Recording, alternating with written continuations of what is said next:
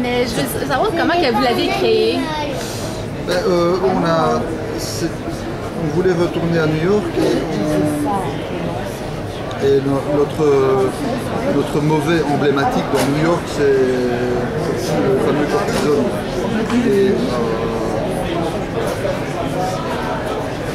Et on s'est voulu attribuer une fille, évidemment tout le contraire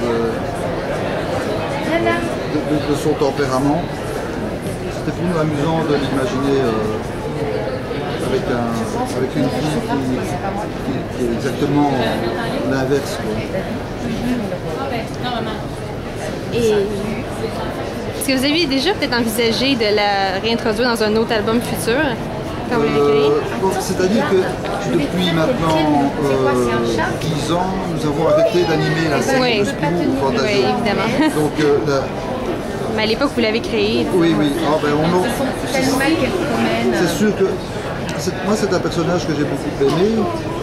Mais bon, depuis que nous avons quitté la série de Spirou et Fantasio, je ne vois pas, a priori, de possibilité de la faire revenir dans nos aventures.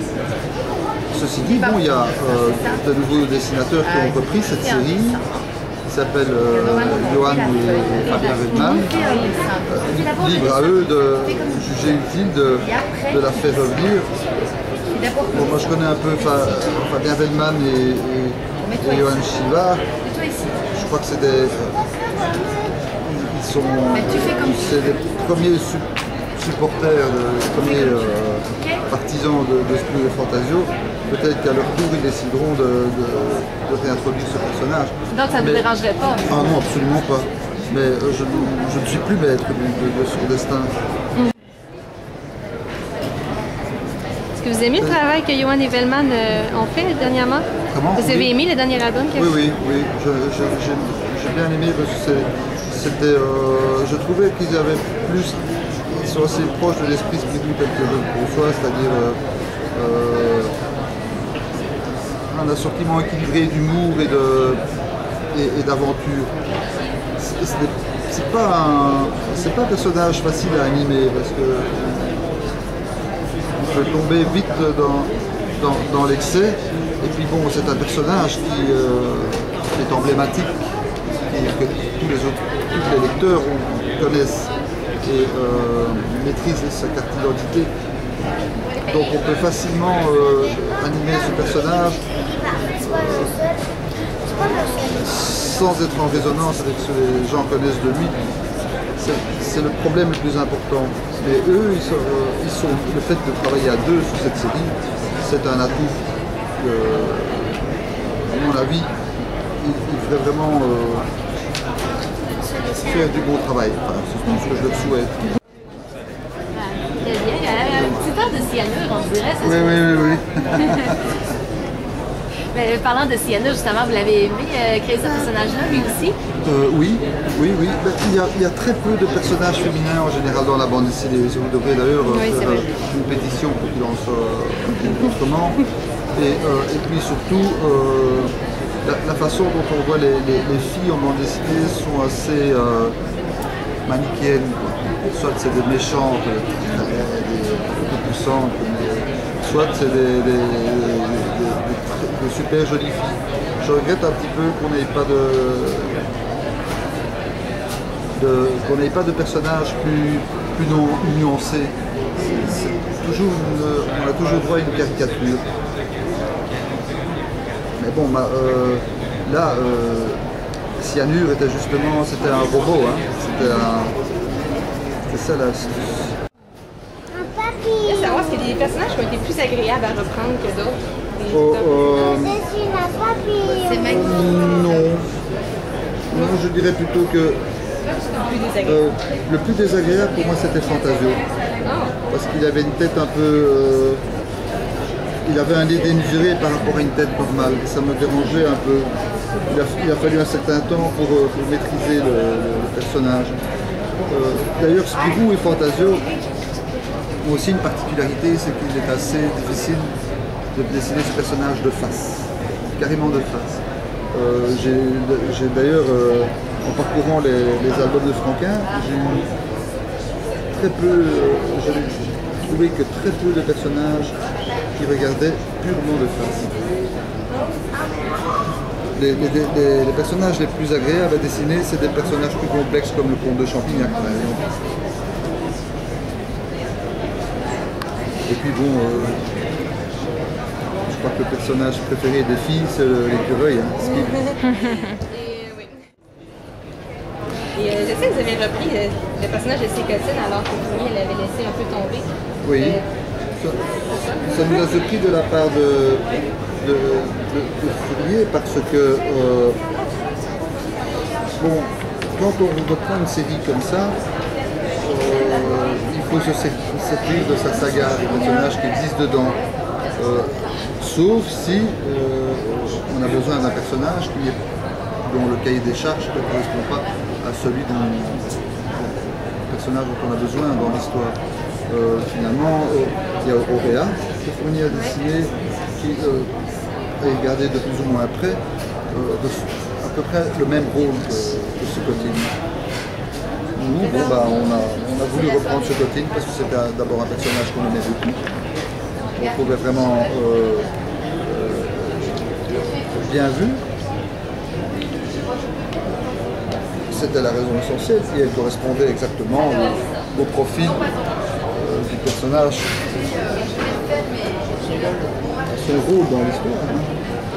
Je suis bien contente que vous l'ayez reprise parce que j'aime beaucoup Sécotine, moi aussi. Ah, moi aussi, je l'aime. Je me demandais justement quel avenir on aurait donné à Sécotine.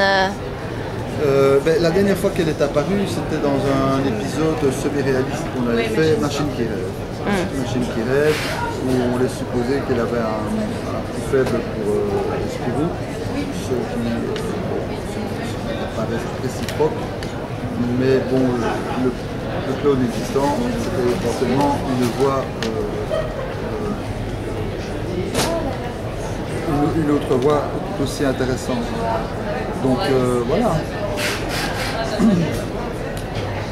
Qui est fait. Vous m'avez cité que des personnages féminins.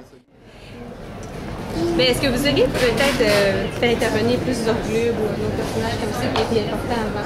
L'épisode qu'on s'apprêtait à faire, après Machine qui rêve, Zorglub allait y revenir. Oui. Spirou à Cuba, c'est bien ça? Ouais, c'est ça. J'ai bien informé. J'ai toujours les 8 pages, les 8 premières pages de cet épisode chez moi. Mais on a dû se consacrer essentiellement au petit Spirou. Ensuite, les éditeurs nous ont fait comprendre que bon, le petit Spirou ne faisait pas partie de notre priorité. On ne s'est pas vraiment senti soutenu à ce moment-là. Donc on a choisi de nous consacrer essentiellement au petit Spirou. Jusqu'à ce que la série soit reprise par Grand numéro 1. Donc s'il nous arrive un jour de faire un grand Spirou, ce sera sans doute un one-shot comme Émile Bravo ou ce que Yann a fait avec...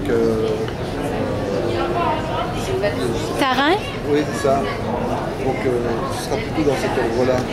Pour le moment, le plus important, c'est qu'il y ait de nouveaux animateurs dans la série, c'est-à-dire Fabien Bellman et Johan, et faire en sorte de donner un maximum de chances pour que de nouveau il y ait un pilote dans l'avion. Mais ce serait possible que vous veniez pour One Shot? Pourquoi pas? Ça ne me déplairait pas. Mais dans un contexte un petit peu moins tendu que maintenant, parce que la mission essentielle de notre éditeur aujourd'hui, c'est justement de remettre des auteurs aux commandes de la série elle-même. Les one-shots ne sont jamais que des hommages, c'est-à-dire ils sont référentiels de la série principale. Et la série principale, les auteurs peuvent revenir absents. Maintenant, notre tâche, c'est de redonner une crédibilité à la série. Une question comme ça, est-ce que vous croyez que Spirou à Cuba pourrait être l'objet d'un one-shot? Oui, oui. Ça ne dépend pas que de moi, ça dépend de Tom d'abord, et ensuite de l'autorité pour le moment. J'ai quelques petits projets comme ça, donc mais comme je viens de le dire, ce ne se fera pas dans l'immédiat. Parce que faire un Tom et Jean-Ry maintenant, ce serait s'installer clairement comme un point dans du bois. On nous mettrait inévitablement en parallèle avec les nouveaux repreneurs. Ce qui ne serait pas ça, ce qui ne serait pas ça de la série qu'on préfère attendre que les auteurs principaux fassent leur nid et qu'à ce moment-là, bon, on puisse faire ce one-shot en étant considérés justement comme des auteurs qui rendent hommage et non pas comme des anciens auteurs qui viennent en... Je me souviens quand on avait pris la série, Spirou souffrait de cette espèce d'ubiquité puisqu'il était repris en même temps par deux dessinateurs, nous et Broca. Et c'était assez dérangeant parce que Spirou ne souffre pas comme ça. Il ne peut pas souffrir d'être écartelé entre deux façons de faire. Oui, éventuellement, c'est un one-shot. Oui, éventuellement, s'il y a une sorte d'hommage un petit peu caricatural comme faisait Chaland, mais pas deux Spirou et Fantasio en parallèle. Et on se retrouvait inévitablement dans ce type de situation si on faisait un one-shot maintenant. Pour la raison que je vous ai expliquée. C'est qu'on est des anciens, donc susceptibles d'être pris comme des anciens qui veulent donner une leçon de Spirou ou nouveau, ce serait vraiment tout à fait déplacé. En tout cas, sans doute, plus que vraisemblablement mal compris. Si on faisait Spirou maintenant. Alors, nous sommes maintenant au retour de dédicace avec Jean-Ry. Cristalline, un commentaire. On peut dire qu'il s'est pratiqué pour le Noël, c'est niais. Magnifique. Quelle question que tu as posée à Jean-Ry durant la dédicace? Je lui ai demandé quels étaient ses prochains projets. Okay. Et en fait, c'était pas la question que j'avais eue, mais ça me titillait, que je lui ai demandé. On va parler du Spirou, le prochain Passeport au ciel, et peut-être d'une série dont il va être le promoteur. Mais il m'a pas dit qu'il n'en a pas dit plus. De mon côté, j'ai eu également le temps de lui demander une autre dédicace, mais cette fois-ci pour mon chum. Un petit Spirou désespéré. Alors, Émilia, tu vas nous montrer ta dédicace? Oui, alors moi, j'ai un beau Spirou. Qui est très joli, tout simple.